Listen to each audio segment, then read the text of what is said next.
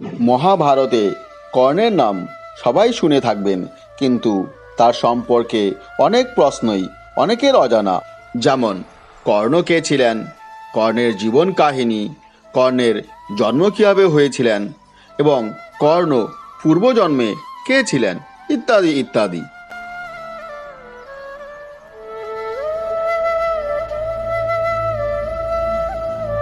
বন্ধুরা, মহাভারতের গল্পের কাহিনীগুলো খুবই জনপ্রিয়।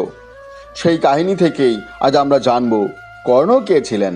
কর্ণ ছিলেন মহাভারতের এমন এক চরিত্র যাকে জন্ম থেকেই অন্যায়ের সম্মুখীন হতে হয়েছে।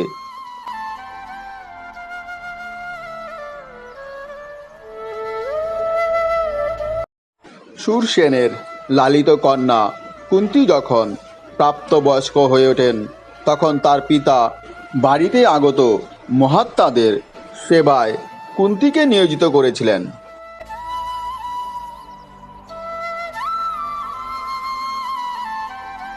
একবার ঋষি দুর্বাসাকেও কুন্তী সেবা করেছিলেন এবং তার সেবায় খুশি এবং সন্তুষ্ট হয়ে ঋষি দুর্বাসা কুন্তীকে এমন একটি মন্ত্র দিয়েছিলেন, যেই মন্ত্রের সাহায্যে কুন্তী যে দেবতাকে স্মরণ করবে, সেই দেবতা তৎক্ষণাৎ তার সামনে উপস্থিত হয়ে তার মনের আশা পূরণ করবে।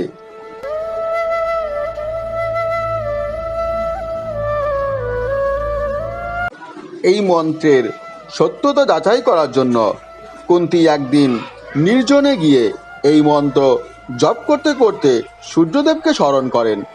সূর্যদেব তৎক্ষণাৎ সেখানে হাজির হয়ে কুন্তীকে বলেছিলেন, তুমি আমার কাছে কি চাও বলো, আমি তোমার ইচ্ছা পূরণ করতে প্রস্তুত আছি।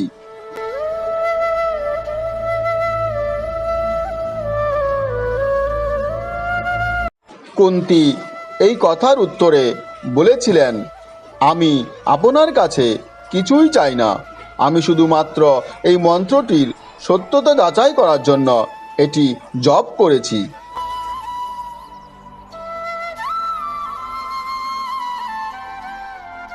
এই কথায় সূর্যদেব বলেন, আমার সফর বৃথা যেতে পারে না, আমি তোমাকে একজন পরাক্রমশালী এবং দানশীল পুত্র দিচ্ছি।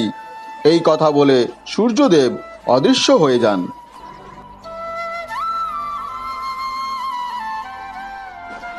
কুন্তী তখন অবিবাহিত ছিলেন, এই জন্য লজ্জায় তার পুত্রের কথা কাউকে বলতে পারেননি। এই কারণে কুন্তী তাকে একটি বাক্সের মধ্যে রেখে গঙ্গায় ফেলে দেন এবং কুন্তী সেখান থেকে চলে যান।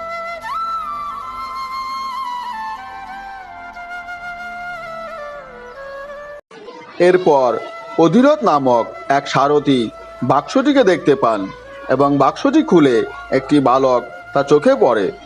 অধিরথ সেই সময় নিঃসন্তান হওয়ার কারণে সে বালকটিকে সঙ্গে করে তার বাড়ি নিয়ে যান এবং অধিরথ ও তার স্ত্রী রাধা বালকটিকে লালন পালন করতে থাকেন।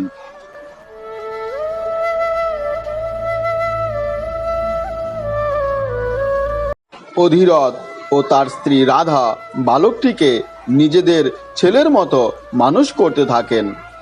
ছেলেটির কানগুলি খুবই সুন্দর হওয়ার কারণে তার নাম রাখা হয় কর্ণ, আর এভাবেই কর্ণের শৈশব জীবন শুরু হয়।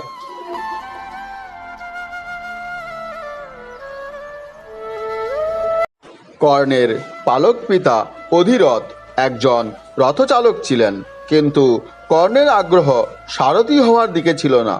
কর্ণ চেয়েছিলেন একজন যোদ্ধা হতে, এই জন্য কর্ণ আচার্য দ্রোণের কাছ থেকে যুদ্ধের শিক্ষা নেওয়ার জন্য তার কাছে যান।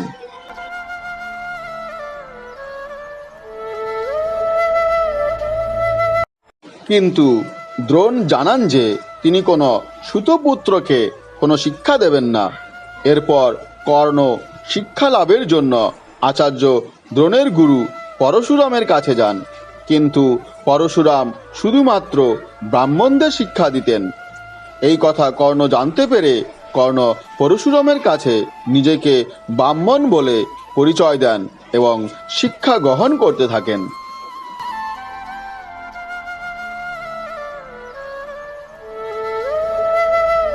শীঘ্রই কর্ণ অস্ত্র ও শাস্ত্রে জ্ঞানী হয়ে ওঠেন।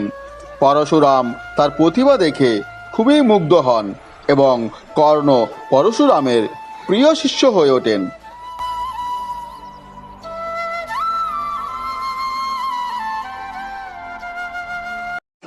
একদিন বিকেলে পরশুরাম যখন বিশ্রাম নিচ্ছিলেন, তখন একটি বিষাক্ত কীট কর্ণের কাছে আসে।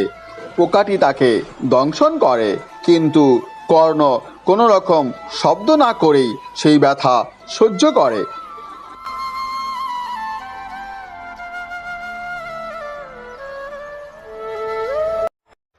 কর্ণের হাত থেকে প্রবাহিত রক্তের স্রোত পরশুরামের পিঠে গিয়ে পড়লে তার ঘুম ভেঙে যায়। কর্ণের দৃঢ়তা দেখে তিনি তাকে বলেছিলেন যে তিনি কখনোই ক্ষত্রিয় ছাড়া অন্য কেউ হতে পারেন না।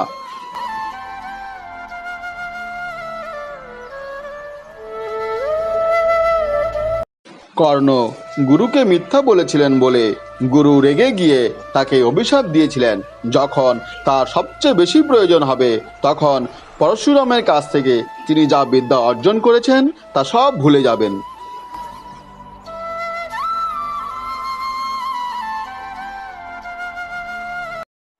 মহাভারতের যুদ্ধের সময় অর্জুনের সাথে যুদ্ধ করার সময় তিনি ব্রহ্মাস্ত্র আহ্বান করলে পরশুরামের অভিশাপের কারণে কর্ণ সেই মন্ত্র ভুলে যান। এই একই সময়ে একটি গরুর খুরের কারণে তার রথের চাকা একটি খাদে আটকে যায়।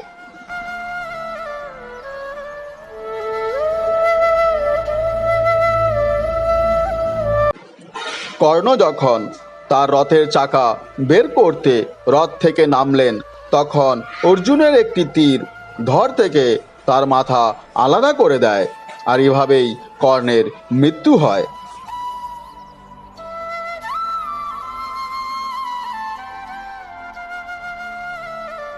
হ্যালো ফ্রেন্ডস, ভিডিওটি কেমন লেগেছে? যদি ভালো লেগে থাকে তাহলে অবশ্যই লাইক, শেয়ার এবং কমেন্ট করবেন। আর হ্যাঁ বন্ধুরা, চ্যানেলটি অবশ্যই সাবস্ক্রাইব করবেন, যাতে নতুন কোনো ভিডিও আপলোড হলে সঙ্গে সঙ্গে আপনাদের কাছে তার নোটিফিকেশান পৌঁছে যায়। ভালো থাকবেন বন্ধুরা, দেখা হয় পরবর্তী ভিডিওতে। আজকের মতো এ পর্যন্তই।